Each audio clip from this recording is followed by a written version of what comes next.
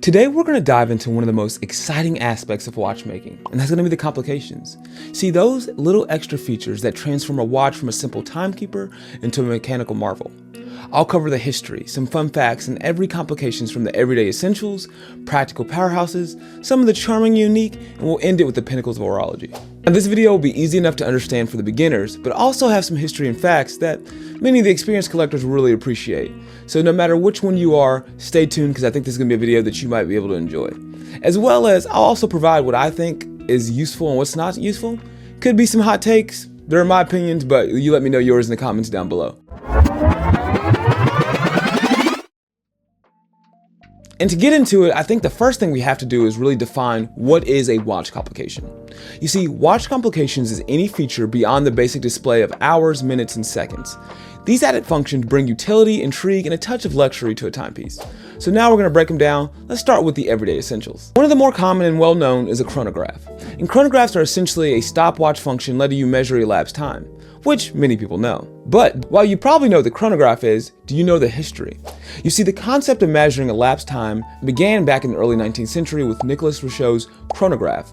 These were designed to time horse races using an ink to mark the elapsed time. Modern chronographs, though, with the start-stop pushers, typically on the right-hand side of the watch, these didn't emerge much later until the 19th century, becoming really popular in sports and scientific applications. And when it comes to useful, I'm gonna be honest, this is probably one of the least useful complications. And not because measuring time is not useful, which I think is very useful, but because many people don't actually use the chronograph pushers for that purpose. Now, if you're talking digital watches, chronographs, maybe. But if I'm measuring time, I actually think a dive bezel is a much better way. That's my take. You let me know yours down below. Next complication we're gonna cover is gonna be the date complication. And this is one of the more straightforward complications that you'll see common on watches. The first date display on a watch actually appeared in the late 19th century as well, though it wasn't until around the mid 20th century that it had become a common feature. Early date mechanisms were often very complex and prone to errors, which is why it took so long to actually be adopted.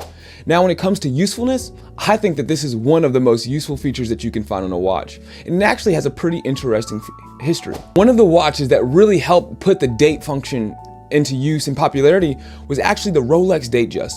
Launched in 1945, this was the first automatic wristwatch that had a date that instantly changed at midnight.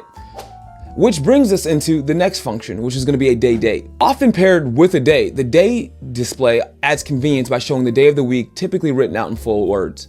I've actually never seen a watch that just has the day and doesn't have the date, but if they exist, let me know. Also tying it back to the Rolex history, did you know that the Rolex Day Date, launched in 1956, was actually the first wristwatch to display both a day of the week and the date spelled out in full? Well, fun fact, there you know. And when it comes to usefulness, I think this is a very useful feature. I typically do know the day of the week, but it is nice to have a quick reminder, especially, when you're getting back into the week after a long weekend. Next up, we're gonna talk about some more of the practical powerhouses when it comes to complications. And the first one I'm gonna talk about is the power reserve indicator. For mechanical watches, the power reserve indicator shows how much energy remains in the mainspring. In other words, it's telling you how much power does this automatic watch have until it needs to be worn again or rewound. Worn again and rewound. Wow, that's a tongue twister. Try saying that like 30 times. But power reserve indicators first appeared in pocket watches as early as the late 19th century, but became more common in wristwatches around the 20th century, particularly in the automatic watches. So interesting fun fact is Longe?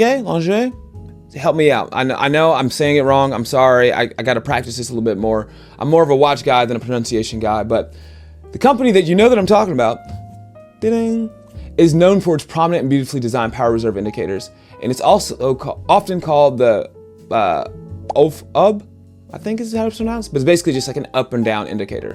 But my favorite power reserve actually comes from Grand Seiko, and particularly the newer one that they just dropped. If you haven't seen the video from Teddy Bulbasaur, you should.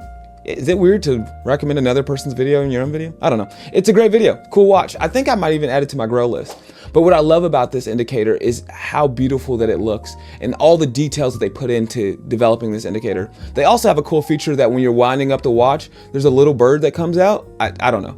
It's the little things in life that I appreciate. But anyway, when it comes to the usefulness of this feature, I really think it's kind of medium to high, especially, if you have a lot of watches in your rotation, because it really lets you know how much reserve you have until you need to reset the watch. And so for me, that'd be super useful because I have 150 different watches. But for you, I don't know. You let me know. If you're a one watch collector, probably not so much. The next two features I want to talk about are kind of tied together, but they actually have some distinct history, and that's going to be the GMT and the world time. So world time watches display all 24 time zones simultaneously. They typically feature a rotating disc or a ring with the names of major cities representing each time zone. By aligning the desired city with the current time on the watch's main dial, you can instantly see the corresponding time in all the other time zones. Some world timers also have a 24-hour ring to further aid in reading the time in different time zones. You see, the concept of displaying multiple time zones simultaneously actually dates back to the 1930s. Watchmaker Louis Coutier is credited with developing some of the first practical world timers. These mechanisms were designed to cater to the needs of international business people and travelers who needed to keep track of multiple time in different locations. Now, later on in the mid-20th century, GMTs came on the scene. See, these were used to track multiple time zones simultaneously, but this time by using an extra hand. The need for tracking multiple time zones also arose from the growth of international travel and communications. So the first GMT watches, emerged notably by the Rolex GMT Master, was actually developed by Pan Am Airways for their pilots. This was important because as travel became more common going across the sea and across time zones, so did the need to understand the different time zones with the GMT watch. Now, the usefulness of this feature is very dependent on case use. For me, this is very useful. I'm constantly talking to people in different locations and not just one time zone over, as well as I do travel a lot for work. But I guess it depends on you. If you're typically more stationary, you're not talking to a lot of people outside of time zones, it's just a cool extra thing to have in your hand. As well as with the world timer, you know, I think it's a little confusing, but it's up to you, to each their own. So what do you prefer? Are you more of a GMT person or more of a world timer? Let me know down below in the comments. And the next couple complications, I think they're charming and unique. Usefulness kind of varies, unless you're talking digital watches, and then it's a little bit different. But the first one I want to cover is going to be an alarm. Now, most people know what an alarm is. It's basically just a complication that lets your watch double as like a personal reminder system. But one of the things you might not know is that in 1908, Eterna patented an alarm wristwatch, which they began producing in 1914. However, these early attempts really faced a lot of challenges. For one, the alarm chime was often just too quiet.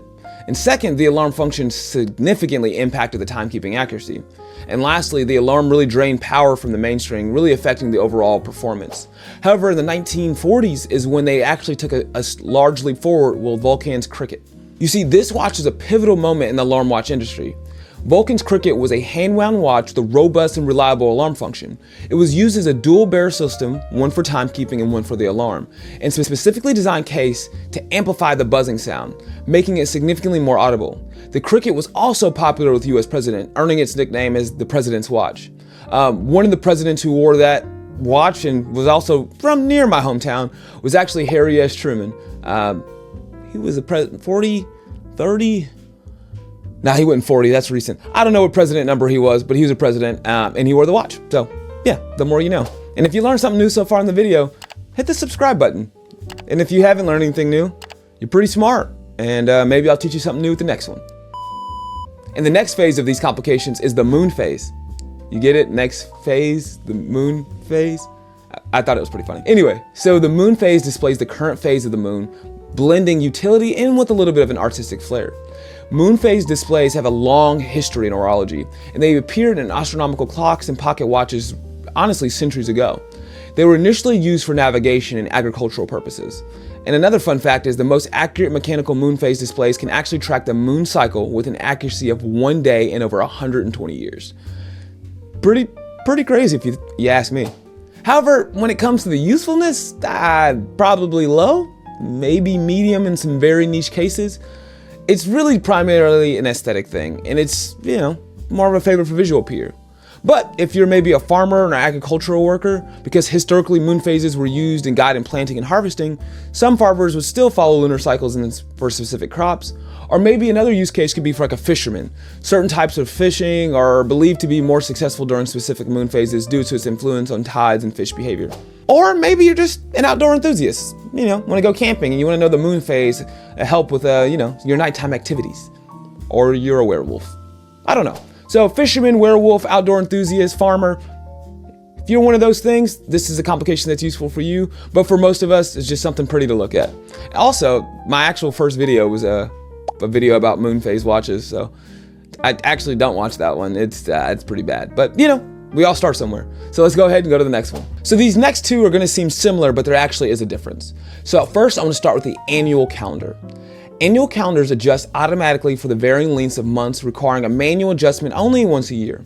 The annual calendar is a relatively recent invention, first appearing in wristwatches in the mid-1990s. It simplifies the calendar management by requiring only one manual adjustment per year, which is basically just during the leap years. And a fun fact, Patek Philippe introduced the first annual calendar wristwatch, the reference the 5035. Now this usefulness, medium to high, I think it's a convenient step from a basic date complication, but many of us probably have, these devices, so I usually use that for the calendar, but hey, teach their own as well. And now we're going to transition to the pinnacle of horology, and we'll actually talk about something a little bit more precise. So you have annual calendars and you also have perpetual calendars. A perpetual calendar accounts for leap years and doesn't need adjusting until the year 2100 for many of them. The perpetual calendar, which automatically accounts for leap years, is a really complex and prestigious complication with a history dating back to the 18th century in pocket watches. Another fun fact is the perpetual calendar mechanism is so intricate that it can take months just to assemble it, which is probably why it costs so much, is also more of one of the pinnacles of horology. Now for usefulness, this is a very, maybe controversial. If you really need a calendar, I guess it's high, but honestly, I think it's useless, because if you have enough money to afford a watch with perpetual calendar, you also have enough money for a phone, a computer, a car, and all of those things also have the date on them. You probably, honestly, you might even have an assistant. So I don't think it's very useful, but I think it's really cool. And I think if you appreciate art and horology and watchmaking, it's pretty neat. But yeah, not very useful in my opinion. Almost as useless as the next one, a tourbillon. You see, the tourbillon counters the effects of gravity on a watch's accuracy, showcasing the watchmaking artistry. It was actually invented by Abraham Louis Breguet around 1795, and the tourbillon was designed to improve accuracy of pocket watches by counteracting the effects of gravity when the watch was held in a vertical position. Now, another interesting fact about the tourbillon is that the tourbillon cage, which houses the balance wheel and the escapement, can actually rotate at different speeds, with some modern tourbillons completing a full rotation in as little as 6 seconds. Now, the usefulness of this, kind of like I said, is, I think, completely useful. Watches are pretty good now, and they're pretty accurate, and you don't really need to account for gravity as much anymore. So that's my take on it. I don't know. Do you need a tourbillon in your life? Let me know down below. Probably not. Now, the next one we're going to talk about, I think is interesting. Also don't know if it's very useful, but it's cool. And that's going to be the minute repeater. Minute repeaters are basically complications that chime on demand using intricate gongs and hammers. The minute repeater was actually developed in the 18th century before the invention of an electric lighting to allow people to tell the time in the dark. Now, something also interesting about them is some minute repeaters are considered cathedral repeaters because their gongs are longer and produce a richer and more resonant sound. The more you know. As cool as they are and how neat they might be in a dark room, I still think that their usefulness is low, really to medium. They're highly prestigious and often a hallmark of luxury watches, but once again, I don't think I need a minute repeater in my life.